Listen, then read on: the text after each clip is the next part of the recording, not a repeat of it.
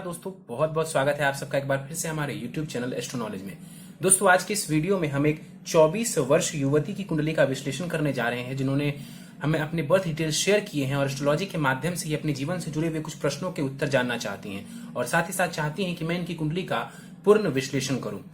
दोस्तों आगे बढ़ने से पहले हर बार की तरह आप सबसे निवेदन है, यदि अभी तक आपने हमारे YouTube चैनल एस्ट्रो नॉलेज को सब्सक्राइब नहीं किया है तो आप प्लीज इसे सब्सक्राइब कर लें और बेल आइकन को दबाना ना भूलें। साथ ही साथ दोस्तों यदि आप सब भी इसी प्रकार अपनी कुंडली का विश्लेषण करवाना चाहते हैं या फिर मुझसे संपर्क करना चाहते हैं तो स्क्रीन पर फ्लैश हो रहे व्हाट्सएप नंबर के ऊपर आप मुझसे संपर्क कर सकते हैं और ज्यादा जानकारी के लिए आप नीचे डिस्क्रिप्शन बॉक्स को भी चेक कर सकते हैं।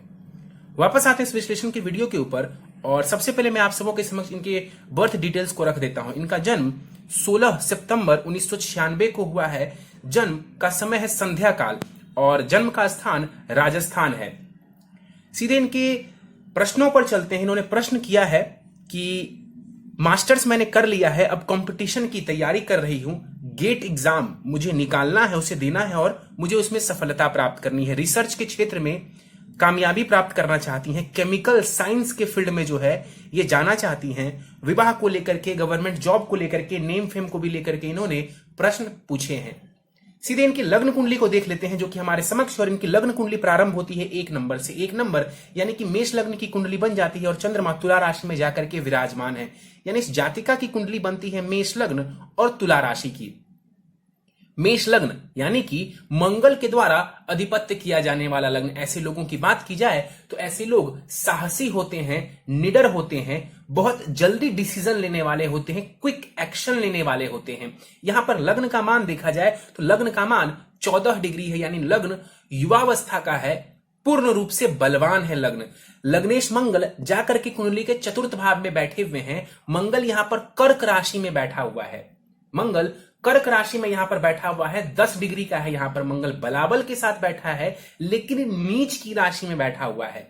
मंगल देव कुंडली के चतुर्थ भाव में नीच की राशि में बैठे हुए हैं। तो सबसे बड़ा सवाल यह खड़ा होता है कि क्या इस मंगल की नीचता भंग हो रही है या फिर नहीं। तो देखिए, चंद्रमा के केंद्र में विराजमान हो जाने की वजह से मंगल की यहां पर नीचता भंग हो जाएगी और मंगल नीच भंग राजयोग का निर्माण कर देंगे। यहां पर बैठा हुआ मंगल जीवन में बहुत सारे प्रॉपर्टीज को देने वाला होगा, खास करके भूमि से जुड़ा हुआ सुख आपको यहां पर बैठा हुआ मंगल दिलवाने वाला होगा। घर में थोड़ी कलह की स्थिति हो सकती है, उसका आपको ध्यान रख लेना है, लेकिन आने वाले समय में यहां पर बैठा हुआ मंगल प्रॉपर्टी संबंधित क्षेत्र में आपको बढ़िया सफलता दिलवाएगा। मंगल की दृष्टि पड़ेगी कुंडली के सप्तम भाव के ऊपर। यहां पर दृष्टि डाल करके वैवाहिक जीवन में थोड़ी सी परेशानी ये मंगल दे सकते हैं। दसम भाव के ऊपर मंगल की दृष्टि कार्य क्षेत्र में आपको सफलता दिलवाएगी, मेहनत करवाएगी और मेहनत के बाद आपको पूर्ण लाभ भी देखने को मिलेगा। मंगल की दृष्टि लाभ स्थान के ऊपर पड़ेगी तो यहां पर मंगल दृष्टि डाल करके आजीवन आपको धन का लाभ करवाते रहेंगे। 10 डिग्री का मंगल है और यहां पर मंगल वृद्ध अवस्था के साथ विराजमान है।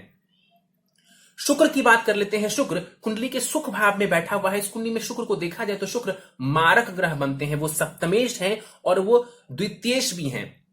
तो मारक ग्रह इस कुंडली में, शुक्र कारक नहीं है।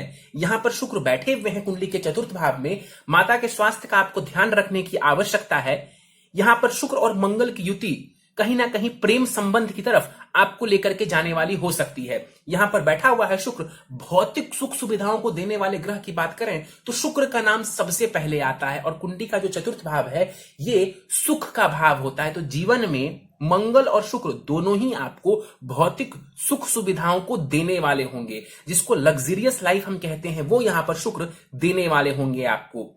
बलाबल बहुत अच्छा है शुक्र के पास और धनेश भी बनते हैं शुक्र। तो जीवन में आपको ये शुक्र धन दौलत भी देने वाला होगा, ऐश्वर्य की प्राप्ति करवाने वाला होगा। दृष्टि डालेंगे शुक्र दसम भाव के ऊपर।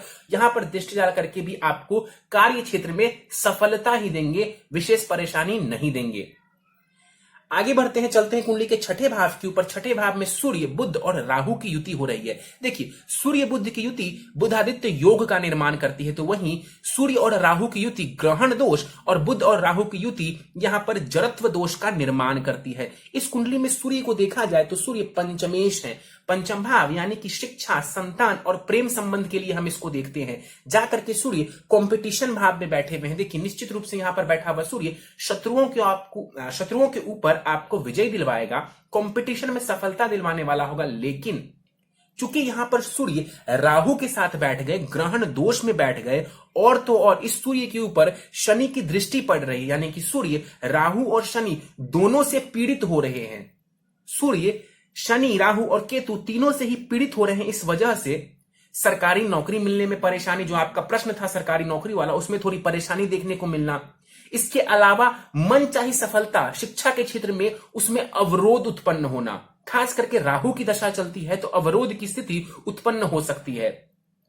शनि की दृष्टि सूर्य के ऊपर पड़ने की वजह से कई बार पिता के साथ मतभेद की स्थिति देखने को मिलती है और पिता के सुखों में भी कमी आती है। तो इसका आपको ध्यान रखना है। सूर्य को थोड़ा बलवान करने की आवश्यकता है, पॉजिटिव करने की आवश्यकता है।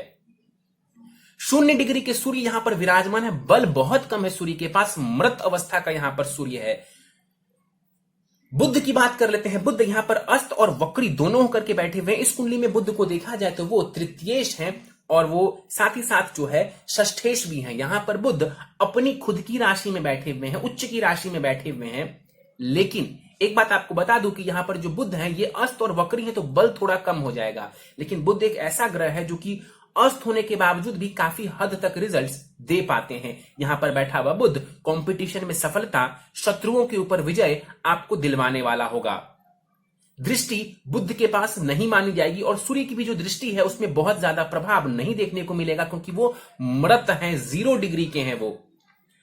राहु की बात कर लेते हैं। 14 डिग्री का राहु कुंडली के 6ठे भाव में बैठा हुआ। यहां पर बैठा हुआ राहु आपको शत्रुओं के ऊपर विजय दिलवाएगा, पॉलिटिकल कॉन्टैक्ट्स बनवाएगा, नेम फेम देने वाला होगा। राहु की दृष्टि पड़ेगी 10वें भाव के ऊपर। करियर में आपको ये बहुत ही बढ़िया सफलता दिलवाने वाला होगा। 12वें भाव के ऊपर राहु की दृष्टि विदेश की यात्राएं एवं धन का खर्च करवाने वाली होगी। तो वहीं द्वितीय भाव के ऊपर राहु की दृष्टि आपको धन देने वाली होगी। हाँ, वाणी का आपको ध्यान रखने की आवश्यकता है, लेकिन यहां पर राहु धन देने का कार्य करेंगे। 6ठे भाव में बैठा हुआ राहु भी कारक हो जाता है। लेकिन सूर्य और राहु की जो युति हो रही है, 14 डिग्री का फासला जरूर है, लेकिन सूर्य और राहु की जो युति हो रही है ये सरकारी नौकरी एवं पिता के साथ संबंध एवं पिता से संबंधित सुखों के लिए बढ़िया नहीं है। आगे बढ़ते हैं, चंद्रमा को देख लेते हैं। 12 डिग्री का चंद्रमा 7वें भाव में, विवाह के भाव में बैठा हुआ है। 7वें भाव में चंद्रमा यहां पर बैठे हुए, ध्यान से देखेंगे तो शुक्र और चंद्रमा के बीच में राशि का परिवर्तन हो रहा है। ये राशि परिवर्तन शुभ है आपके लिए। विवाह के बाद प्रॉपर्टी एवं सुखों में वृद्धि हो जाएगी, प्रॉपर्टी एवं सुखों में भी वृद्धि की स्थिति देखने को मिलेगी। चंद्रमा यहां पर 7वें भाव में बैठे हुए हैं। वैवाहिक जीवन बढ़िया रहेगा आपका। आपके हस्बैंड कहीं ना कहीं केयरिंग होंगे, आपकी परवाह करेंगे, इमोशनल बॉन्डिंग को बढ़िया बनाएगा यहां पर बैठा हुआ चंद्रमा। और कुंडली मिलान यदि हो जाता है, यदि आप लोग कुंडली मिलान कर लेते हैं तो स्थिति बहुत ही बढ़िया रहेगी। स्थिति आपकी विवाह की बहुत ही बढ़िया रहने वाली है। यहां पर चंद्रमा के पास बलाबल बहुत बढ़िया है। दृष्टि लग्न के ऊपर चंद्रमा डालेंगे, आपके व्यक्तित्व को बढ़िया बनाने वाला होगा चंद्रमा। गुरु के ऊपर बात कर लेते हैं। 14 डिग्री का गुरु भाग्य भाव में अपनी मूल त्रिकोण राशि में यहां पर विराजमान है। देखिए, ये धर्म का भाव होता है, ये भाग्य का भाव होता है, ये उच्च शिक्षा का भाव होता है। यहां पर गुरु स्वग्रही बैठे हुए हैं। इन सभी चीजों में आपको लाभ दिलवाने वाले होंगे गुरु। विदेश की यात्राएं करवाएंगे गुरु, उच्च शिक्षा में सफलता दिलवाएंगे, ज्ञान की प्राप्ति करवाएंगे। लग्न को देखेंगे, व्यक्तित्व को बढ़िया करेंगे, ज्ञान देने का कार्य करेंगे आपको गुरु। 3रे भाव के ऊपर गुरु की दृष्टि आपको मेहनती एवं साहसी बनाएगी, पराक्रमी बनाएगी। और गुरु की दृष्टि 5वें भाव के ऊपर पड़ेगी तो शिक्षा और संतान दोनों में ही आपको अच्छी स्थिति यहां पर गुरु देने वाले होंगे। आगे बढ़ते हैं, चलते हैं कुंडली के 12वें भाव के ऊपर। शनि और केतु युति बना करके 12वें भाव में बैठे हुए हैं। शनि और केतु की युति से यहां पर श्रापित दोष का निर्माण हो रहा है। कौन सा दोष? तो श्रापित दोष का निर्माण हो रहा है कुंडली के 12वें भाव में, जिस वजह से विदेश जाने पर थोड़ी परेशानी, धन खर्च हो जाना, स्वास्थ्य की परेशानी, अस्पताल का चक्कर लगना, यह भी परेशानी देखने को मिल सकती है। शनि इस कुंडली में देखा जाए कौन है तो वो कर्मेश है, यानी कि कर्म स्थान, करियर के स्वामी ग्रह बनते हैं। और वो लाभेश हैं, जाकर के खर्च भाव में बैठे हुए हैं। देखिए, लाभेश जाकर के खर्च भाव में बैठ जाए तो धन का व्यय बढ़ा देता है। और यहां पर शनि करियर भाव के स्वामी ग्रह है, श्रापित दोष में है। तो जब तक श्रापित दोष से शनि बाहर नहीं आएंगे, कहने का मतलब है आप निवारण नहीं करवाएंगे इसका, तो करियर में स्टेबिलिटी मिलने में आपको परेशानी होगी। करियर में स्टेबिलिटी मिलने में आपको परेशानी होगी, क्योंकि शनि केतु के साथ यहां पर श्रापित दोष का निर्माण कर रहे हैं।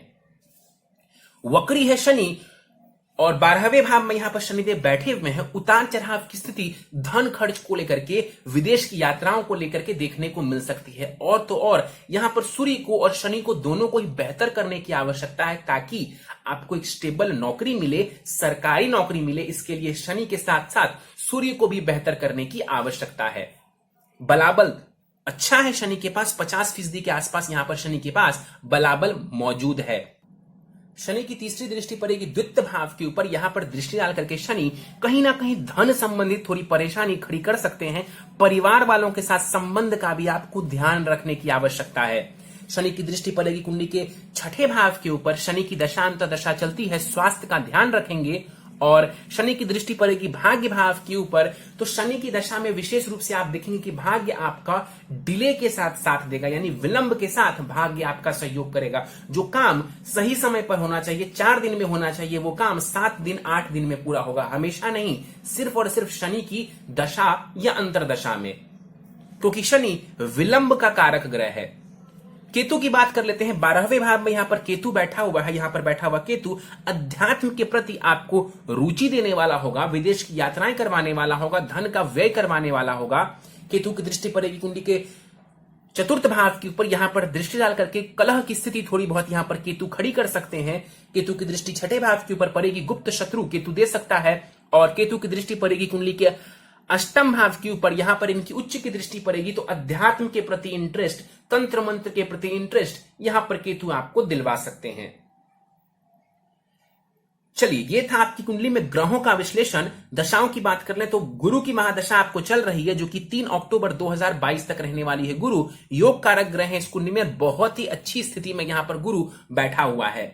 गुरु की महादशा में फिलहाल राहु की अंतरदशा चल रही है आपको, तो कहीं ना कहीं थोड़ा सा ध्यान रखने की, थोड़ा सजग हो जाने की जरूरत है, क्योंकि राहु यहां पर सूर्य के साथ ग्रहण दोष बना रहा है। तो सरकारी नौकरी मिलने में थोड़ी परेशानी देखने को मिल सकती है इस दौरान।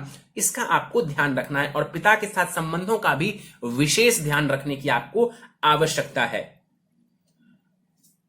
प्रश्नों पर चलते हैं। मास्टर्स आपने कर लिया। देखिए, उच्च शिक्षा के योग बहुत ही जबरदस्त है आपकी कुंडली में, और आपने उच्च शिक्षा ग्रहण भी किया है। कंपटीशन की आप तैयारी कर रहे हैं। कहती हैं कि नवंबर और फरवरी 2021 में इनका एग्जाम है। नवंबर 2020 में और फरवरी 2021 में इनका एग्जाम है।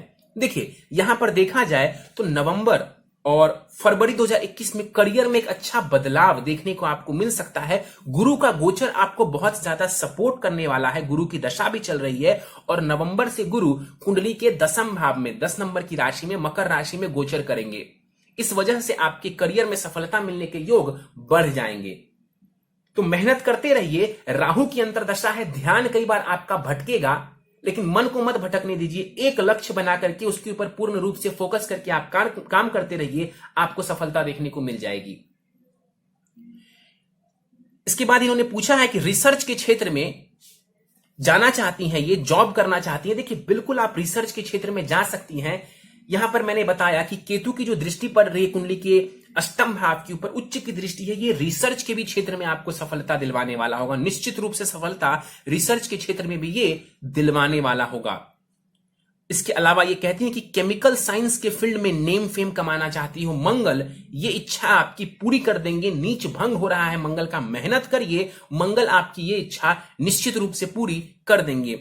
फ्यूचर के बारे में जानना चाहती हैं कि कैसा रहेगा। देखिए, फ्यूचर आपका बढ़िया रहेगा। शनि की जो महादशा है, शनि की महादशा में ये श्रापित दोष जो है, इससे आपको मुक्ति पानी है। श्रापित दोष को ठीक कर लेना है, निवारण करवा लेना है। स्थिति आपकी बढ़िया रहेगी। नहीं तो जो आप डिजर्व करती हैं, या तो उसमें डिले की स्थिति देखने को मिलेगी, या तो वो चीज आपको नहीं मिल पाएगी। कारण है शनि आपके कर्मेश बनते हैं, इसकी दशा आ जाएगी और यहां पर शनि श्रापित दोष बना रहे हैं।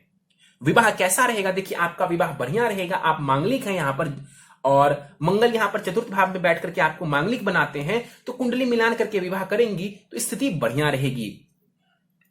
साइंटिस्ट के रूप में कार्य करना कैसा रहेगा, ये कहती हैं साइंटिस्ट के रूप में आप अच्छा कार्य कर सकती हैं, इसमें कहीं कोई दो राय नहीं है। आपकी कुंडली बढ़िया है, जो दोष नजर आ रहे हैं उस दोष को ठीक कर लेंगी, स्थिति और भी बढ़िया देखने को मिलेगी। और गवर्नमेंट सेक्टर में आप जाना चाहती हैं, सूर्य को बेहतर करिए। गवर्नमेंट सेक्टर में जाना है तो सूर्य को बेहतर करिए, तब जाकर के गवर्नमेंट सेक्टर में आपको अच्छी पोजीशन और अच्छी सफलता देखने को मिलेगी। चलिए उपाय पर जाने से पहले इनकी नवमांश कुंडली मेरे समक्ष है। नवमांश कुंडली के कुछ पॉइंट्स बताना चाहूं। देखिए नवमांश कुंडली में भी देखा जाए तो गुरु की स्थिति बहुत ही बढ़िया है और शनि उच्च के हो रहे हैं। तो जो शनि यहां पर डैमेज्ड नजर आ रहा है, ये शनि उच्च का हो रहा है। इसका मतलब शनि की दशा में यदि आप इस दोष का निवारण करवा लें, मेहनत करते रहें, तो शनि आपको सब कुछ दे जाएंगे। आपके सभी सपनों को शनि पूरा करने वाले होंगे। कारण है शनि वहां पर उच्च की राशि में बैठा हुआ है। शनि मंगल की युति हो रही है नवमांश कुंडली में, यानी कि ये आपको संघर्ष करवाएगा, मेहनती बनाएगा। राहु दसम भाव में बैठा हुआ है। करियर में उतार चढ़ाव या बदलाव, फेरबदल की स्थिति देखने को आपको मिल सकती है और करियर में बहुत अच्छा आप कर सकती हैं, कुछ नया कार्य कर सकती हैं, कुछ इन्वेंशन कर सकती हैं। वैसे भी आप साइंटिस्ट बनना चाहते हैं और राहु दसम भाव में है, उच्च का बैठा हुआ है नवमांश कुंडली में, ये आपको साइंटिस्ट बनने में विशेष लाभ देने वाला होगा। इसके अलावा बात किया जाए तो सूर्य वर्गोत्तमी है आपकी कुंडली में, यानी कि सूर्य छठे भाव में ही नवमांश में बैठे हुए, तो कंपटीशन में सफलता के लिए ये स्थिति भी बढ़िया नजर आ रही है। और आपके विवाह की बात करें तो आपका विवाह नवमांश कुंडली में अति उत्तम नजर आ रहा है। बस एक ही सलाह दूंगा, कुंडली मिलान कर लें, आपका विवाह बेस्ट रहेगा, बहुत ही बढ़िया रहेगा यदि आप कुंडली मिलान कर लेती हैं तो। उपाय के ऊपर चलते हैं और आप उपाय नोट डाउन कर लीजिए। सूर्य राहु ग्रहण दोष निवारण पूजा किसी ब्राह्मण के द्वारा आपको करवा लेनी चाहिए। नित्य भगवान सूर्य को अर्घ देंगी, आदित्य हृदय स्तोत्र का पाठ करेंगी, नित्य हनुमान चालीसा का भी आपको पाठ करने की आवश्यकता है। हर गुरुवार विष्णु सहस्त्रनाम का पाठ करें गुरु की महादशा में।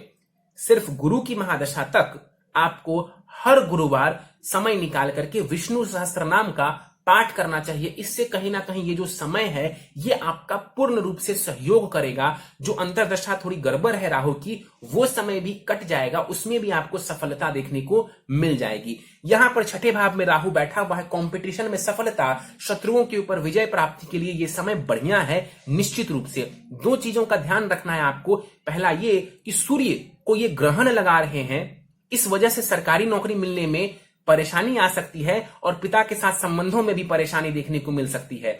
और इसके अलावा यहां पर राहु और कोई परेशानी खड़ी नहीं करेंगे। चलिए तो दोस्तों ये था इस 24 वर्षीय युवती की कुंडली का विश्लेषण। मुझे उम्मीद है कि आपको हमारा यह कुंडली विश्लेषण का वीडियो पसंद आया होगा। यदि वीडियो पसंद आया तो आप इसे लाइक करें, शेयर करें। अभी तक आपने हमारा YouTube channel astro knowledge subscribe नहीं किया है तो आप प्लीज इसे सब्सक्राइब कर दें और बेल आइकन को दबाना ना भूलें। साथ ही साथ दोस्तों यदि आप सब भी इसी प्रकार अपनी कुंडली का विश्लेषण करवाना चाहते हैं या फिर मुझसे संपर्क करना चाहते हैं तो स्क्रीन के ऊपर फ्लैश हो रहे व्हाट्सएप नंबर के ऊपर आप मुझसे संपर्क कर सकते हैं। और ज्यादा जानकारी के लिए आप नीचे डिस्क्रिप्शन बॉक्स को भी चेक कर सकते हैं। इस वीडियो में फिलहाल इतना ही दोस्तों, आप सभी का बहुत बहुत धन्यवाद।